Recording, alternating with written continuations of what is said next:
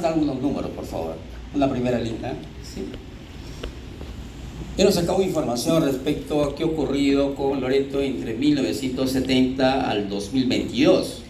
Una primera data que tenemos acerca sobre la producción petrolera acumulada desde 1971, del 73, cuando comenzó Oxy, la primera producción registrada, y ya tenemos más de 1.000 millones de barriles de petróleo que salió del subsuelo de Loreto. 1.000 millones de barriles de petróleo, sin contabilizar la cantidad de agua, agua salada que salió de esos lugares, y también la cantidad de miles de barriles que perdió en el curso de ese flota petrolero. Hemos hecho también una contabilidad acerca sobre cuánto ha sido la renta generada desde el año 73 a la fecha, a diciembre del 2022, y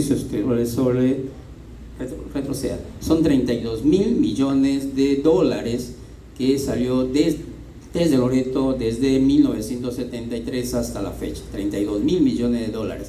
Hemos hecho una primera comparación más o menos cuánto era, mirando el tema también de los pasivos ambientales.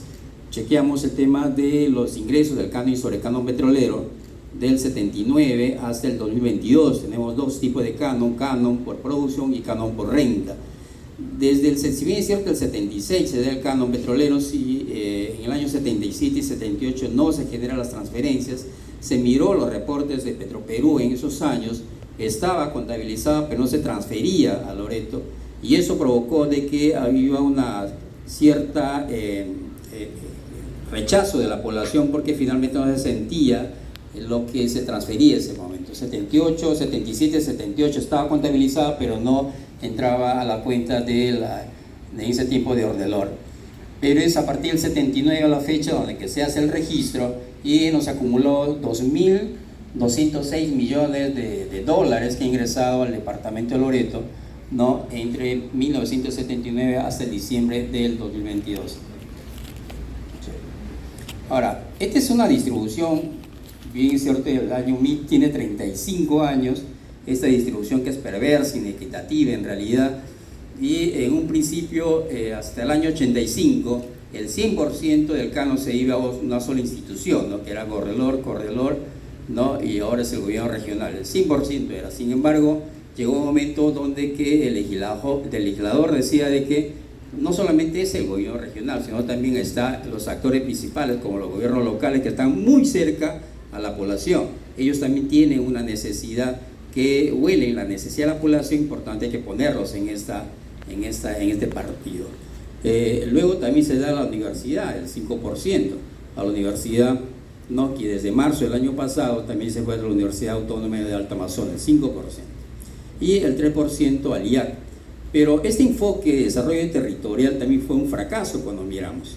Primero hay que ver al gobierno local, y el gobierno local en su tiempo no comenzó a conversar ni hablar con el gobierno regional, ¿no?, para ver cómo ellos pueden complementarse a este proceso. El segundo actor ha sido la universidad también, porque se pensaba que la universidad finalmente iba a proponer políticas públicas a Loreto. Hasta ahora, hasta diciembre del 2022, no propuso a Loreto una política de desarrollo o alternativa de desarrollo. ¿Cuánto recibió la universidad desde el 85 a la fecha? Ha recibido 90 millones de dólares, y no hay una propuesta desde la universidad al gobierno regional, a la localidad o al territorio. Ahí hay un fracaso. El segundo actor que entró en la jugada ha sido el IAC, porque pensamos que teníamos un ordenamiento territorial, zonificación económica y ecológica, para finalmente ensamblar un proceso de desarrollo desde adentro y desde el interior.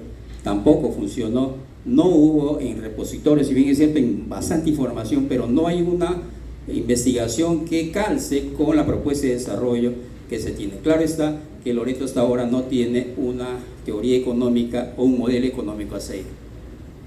La segunda opción era ese reparto del 52% del gobierno regional, y decía, bueno, ya pues hay que ver de qué manera podemos propulsar desarrollo territorial, pero hay que apalancar financiamiento al crédito agropecuario, y se dieron ese 12%. Ese 12% recién comenzó a funcionar a partir de el 2003 hasta el 2014. En ese periodo se dieron 32 millones de soles para créditos agrarios para impulsar procesos productivos.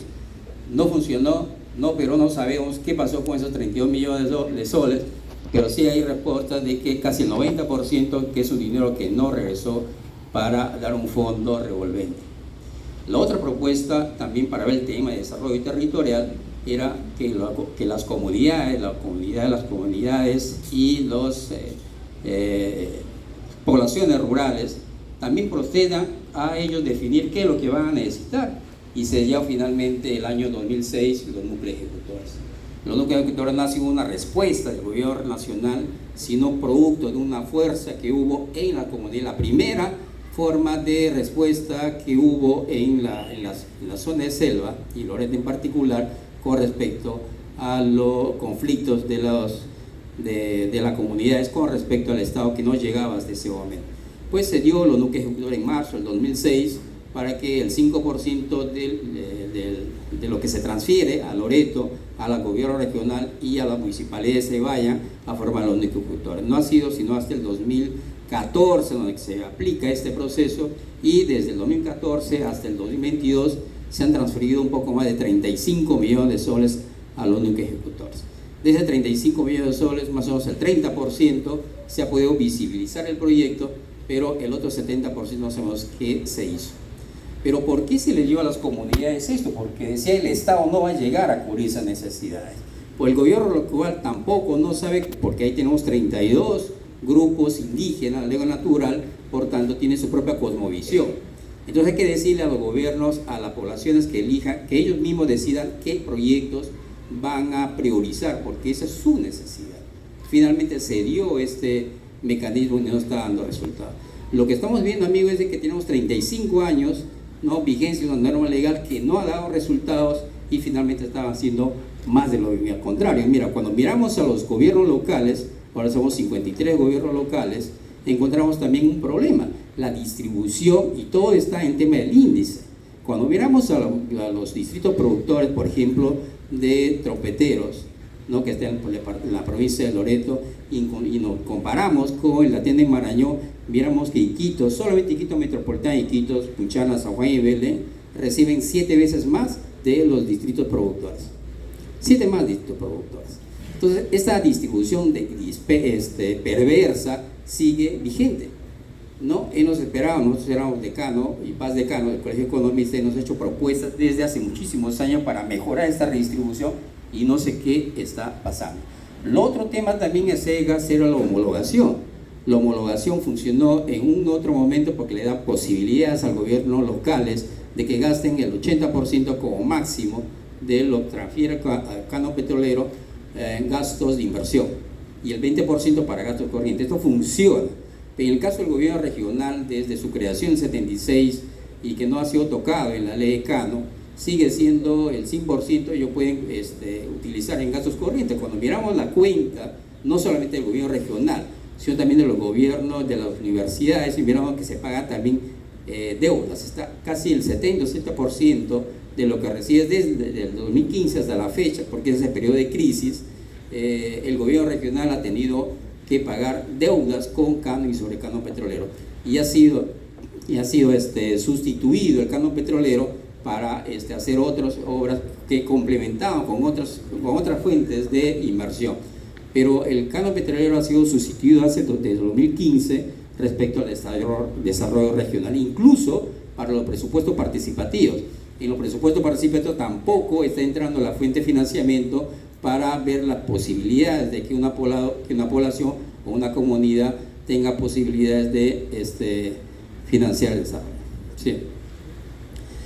Hemos hecho un esfuerzo acerca sobre la historia de la normativa, y miramos de que sí, del 76 había modificaciones, un poco el canon, otro sobre canon, pero esta norma legal no ha tenido modificación en los últimos 35 años. Necesitamos una modernización de todo el aparato legislativo, pero también no hay que olvidar que hay políticas públicas que se pueden hacerse desde los gobiernos regionales, que tampoco había una iniciativa respecto a hacer un desarrollo territorial en función de unas políticas públicas nacionales.